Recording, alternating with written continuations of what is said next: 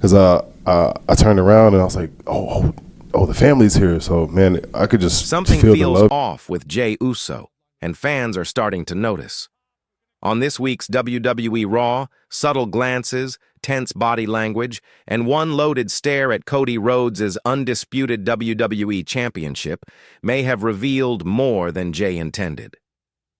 Could the once beloved underdog be inching toward the dark side? The Yeet chants, the redemption arc, the tag team glory with Cody? It's all beginning to look like the calm before a devastating storm. If Jey turns heel, it won't just be shocking, it'll be personal. Because Cody didn't just trust Jey, he saved him. The rise of Jey Uso, from tag star to main event. To understand where Jey might go, you have to see where he's been. For years, Jey was a fixture in WWE's tag division, one half of one of the most beloved duos in contemporary history. Alongside his brother Jimmy, he was the man fighting for pride, honor, and family. The Yeet chants, the energy of crowds rallying behind him, they weren't just gimmicks. They were affirmation. They were proof that Jey had earned a place in the hearts of fans. Then came the Roman Reigns/Tribal Chief era, a turning point in WWE's storytelling. The landscape shifted, titles changed hands, alliances formed and dissolved. Jey was pulled into that orbit. He wrestled, he endured, he resisted, he submitted to Roman's authority at times, and then, eventually, he fought back. The arc of submission, internal conflict, and eventual defiance added layers to his character that went beyond tag team patriotism. When Jey finally broke free, the crowd roared. The Yeet chant became more than playful fanfare. It became a symbol of reclamation, of a man rising from under Roman's weight. And then came WrestleMania, the moment nobody saw coming when Jey defeated Gunther to become the World Heavyweight Champion. That win felt like the underdog's victory distilled to its purest form, a story moment for the ages. Fans celebrated not just the title, but the emotional catharsis. The idea that a guy who had to fight through so much had finally made it. But always, success has its shadows. To reach the top once is difficult. To stay there, or to climb back after falling, can warp the very things that made you noble in the first place. Cracks in the foundation, ego, insecurity, and shifting bonds. Since Jey lost the World Heavyweight title, something's been off. The public facade isn't broken, but the subtle shifts are there for anyone paying attention. His ego seems inflated. His insecurity, now louder, comes out in tensions with Jimmy, in unspoken resentments, in whispered frustrations. It's clear he's looking for something, or someone to blame. He's scanning the periphery. CM Punk, LA Knight, even Jimmy, all possible targets.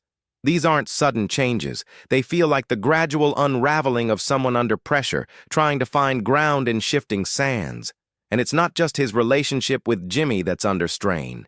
His partnership with Cody Rhodes looms as the central emotional axis, because that's where the real story is, because betrayal doesn't sting unless it's inflicted by someone you trusted, someone who helped build you up.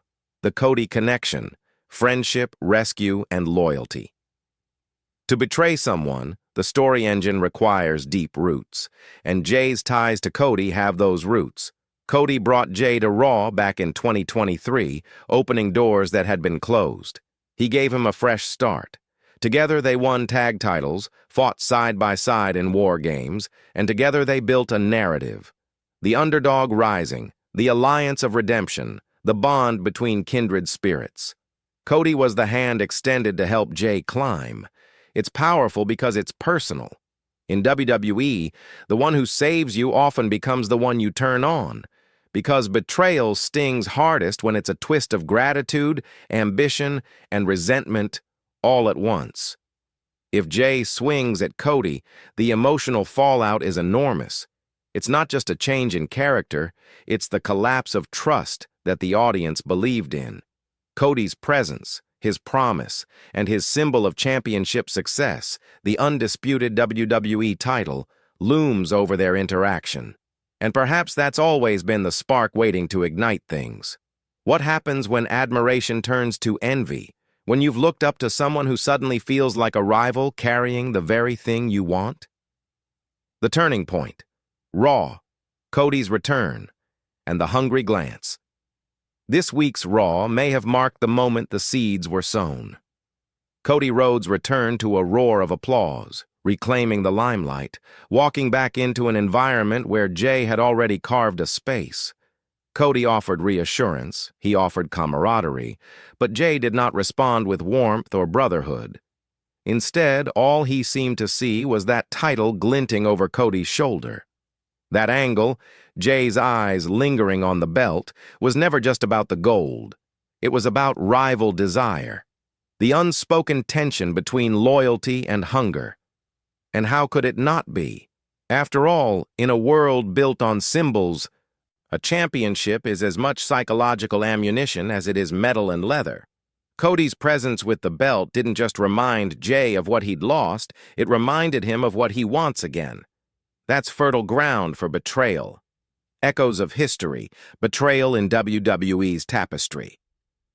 Betrayals are a time-honored trope in wrestling, and many of the most unforgettable ones come from close relationships.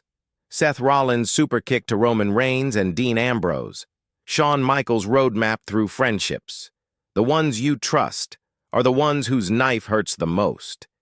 If Jey turns, he wouldn't be reinventing the trope.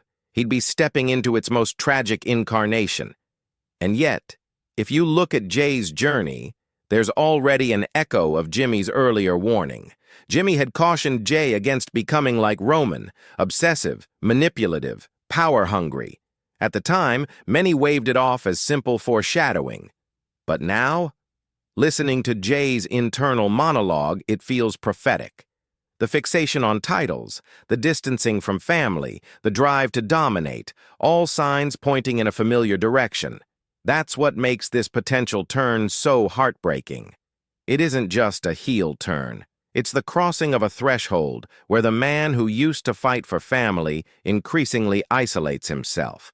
It's the tragedy of ambition unchecked, where the person you became in pursuit of greatness is no longer the hero you once were. The emotional stakes, why this twist would resonate. A heel turn from Jey at Cody's expense would be more than shock value. It would recontextualize their entire past alliance. It would force the audience to re-examine every embrace, every promise, every tag match they won together. It adds tragic weight because it's personal. For Cody, it would be betrayal from the man he trusted. For Jey, it would mark the moment he chose ambition over kinship. And for the fans, it would be the unraveling of a narrative they believed in. The Yeet hero, the comeback story, the alliance built on redemption. If that belief is shattered, the emotional fallout could be monumental. A final thought. Betrayal always feels personal. In wrestling, nothing resonates more than when the betrayal comes from within, someone you trusted. And if WWE is indeed pointing us toward Jey Uso turning heel by betraying Cody Rhodes, they're wielding one of the most emotionally potent weapons in the storytelling arsenal. The signs are all there. Jey's shifting aura, his envy, the glances at Cody's title, the strain in old bonds. What remains is execution. The moment the betrayal happens, the reaction, the new alignment, the fallout. If done right, it's a twist that could define this era of WWE storytelling, one that changes our perception of Jey forever. So, is Jey Uso about to betray Cody Rhodes on Raw? Everything points to possibility. Now we wait for that moment of truth. And when it comes, we'll see whether the hero we believed in was just hiding darker desires all along.